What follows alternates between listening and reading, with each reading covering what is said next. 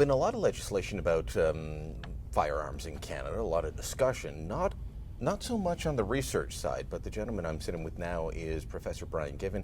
He's from Carleton University. And Professor, you've been researching the firearms community for a little while now. Mm-hmm. Why? What started it? Well, it all got to start when I have done research on firearms before. I've got a book out on gun trade to Aboriginal peoples and so on.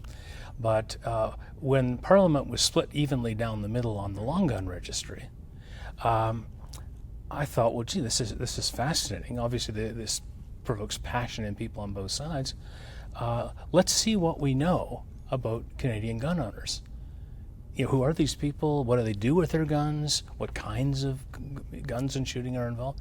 And the fact is, we know basically very little. So you've been going across the country for the last couple of years, interviewing gun owners, talking to them. You've got the Dear Gun Owner letter that you sent to them here in front of me, and you basically... And that's DAR. Yes, you basically introduce them and say, hey, I'd like to talk to you. So what do you look for when you are meeting someone for the first time on the gun owners community, and what are you trying to find out about the gun owning community? Well, a whole list of questions, but I want to answer some of the basic questions that the Canadian public would have about gun owners.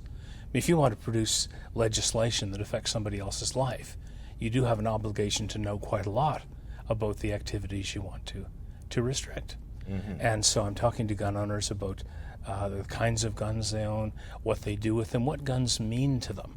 The formal title of the project is The Cultural Semiotics of Gun Ownership in Canada, aka the Gun Culture Project. And so the full range of topics you might discuss in a pleasant afternoon spent with a person who owns and uses firearms. One of my first discovery for me, not for most gun owners, was the diversity of the gun owning community. There are literally dozens of different shooting sports that you can be involved in. It's not just hunting. Everyone talks about the farmers and the hunters. Well, there's lots of different kinds of hunting too. Exactly. There's big game, there's small game, there's waterfowl, there's...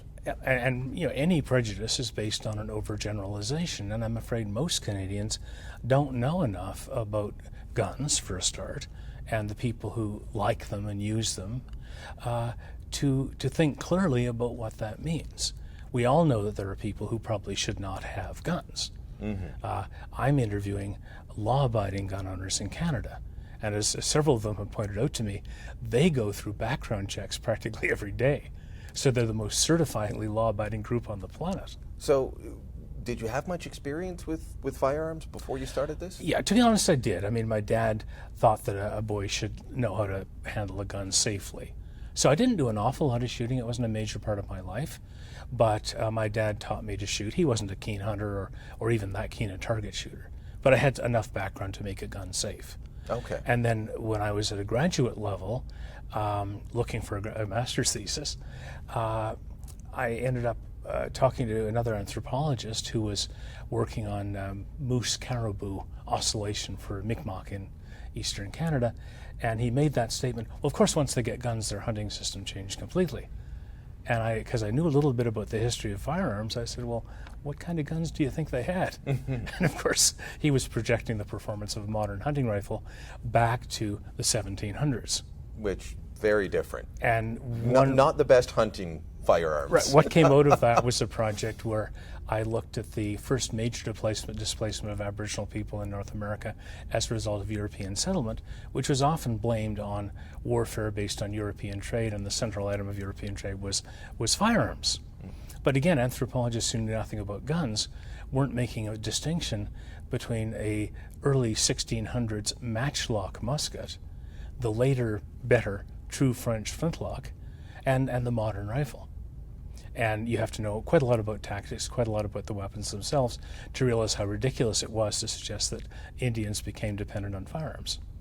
So the book was partly about myths about Aboriginal people and a misunderstanding of technology. What's the biggest misunderstanding you think the Canadian public has about modern-day gun owners in this country? I would say, number one, they don't realize just how much is involved in getting to the point where you can legally own a gun and actually have it in your home. They don't realize that you have to go through a background check, you have to go through at least one course with a practical test and a written test. And if you wanted to own a handgun, you've got to have a second course with its own practical test and written test. And they don't realize that your background will be checked very regularly. So you really don't want to go around doing things that bring you to the attention of the law. And they don't realize what's involved in getting to the point where you can take your gun to a shooting range. If you own a handgun, you can't just take it to a range.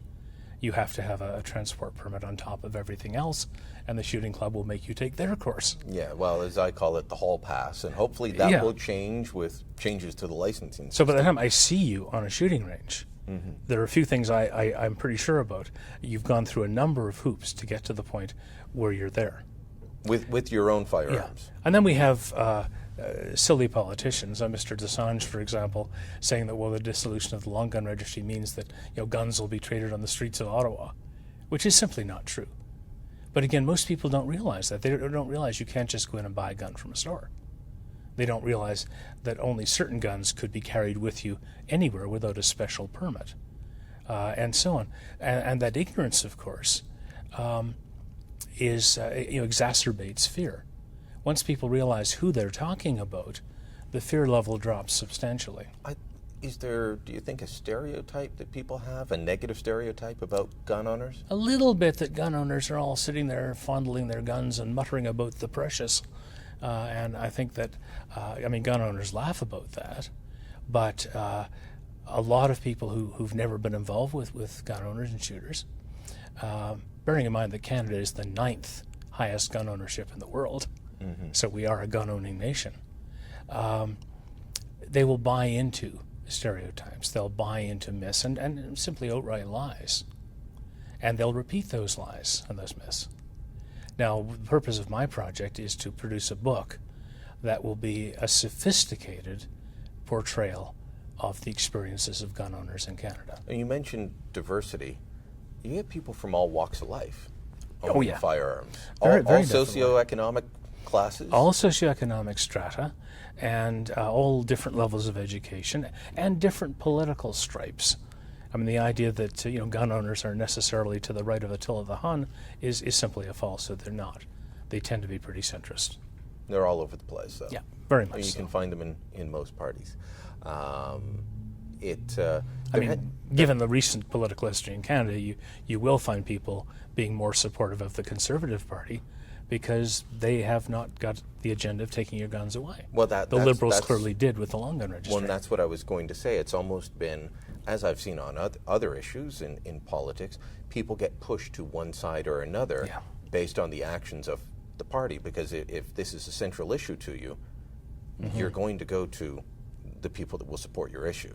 Well, and that's one of the questions I'm exploring with Canadian gun owners, is the extent to which this would affect your voting behavior, and the way it might color one's view of politics. Because again, gun owners are not far right by any stretch, even though that is one of the stereotypes. All right. Professor, thanks so much. Thanks for the research. Look forward to the book. So do I.